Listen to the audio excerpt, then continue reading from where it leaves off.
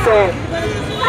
এই আওয়ামী লীগ এখন শুধু ফেসবুক অনলাইনে ঘোরাঘুরি করে, তারা বিভিন্ন ধরনের গুজব ছড়ায়।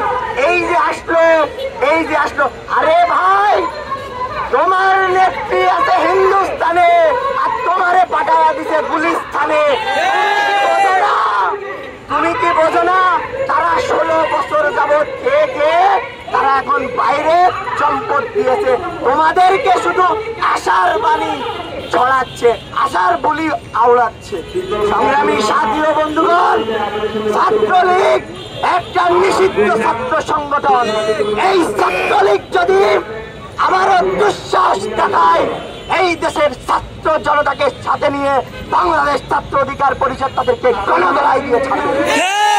এই ছাত্রলীগের তাই এই বাংলার জমিনে ছাত্র সমাজ হতে দিবে না।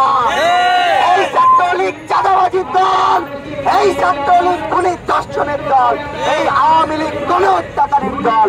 এই আওয়ামী লীগকে এই দেশের সাধারণ জনগণ মেনে নেয়নি, আর নেবেও না। সংগ্রামী সাথী বন্ধুগণ, বিগত 16 বছর যাবৎ এই আওয়ামী ফ্যাসিস্ট রেজিম যেভাবে গণহত্যা পরিচালনা করেছে, তাদের বিচার আগে করতে হবে। সংগ্রামী সাথী বন্ধুগণ, আজকে দেখলাম আদালত প্রাঙ্গণে আমির হোসেন আমু একটা কথা বলেছেন যে আমরা সবাই ভাই ভাই, আমাদের একসাথে থাকতে হবে। নিকুচি করি তোমার এই কথা, 16 বছর যাবৎ এই কথা তোমাদের কোথায় ছিল? আজকে যখন তোমরা মনে পড়েছো, যখন তোমাদের চামচিকাতে লাথি মারা হয়েছে, তোমরা এখন হাতি ঘোড়াদের দলকে বোঝার চেষ্টা চালাচ্ছ।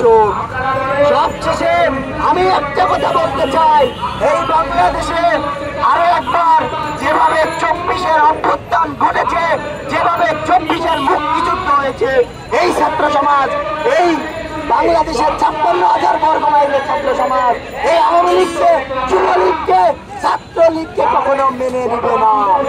ধন্যবাদ সবাইকে। নেত্রী নাচে হিন্দুস্তানে, নেত্রী নাচে হিন্দুস্তানে, নেত্রী নাচে হিন্দুস্তানে। আওয়ামী লীগ মনে করেছে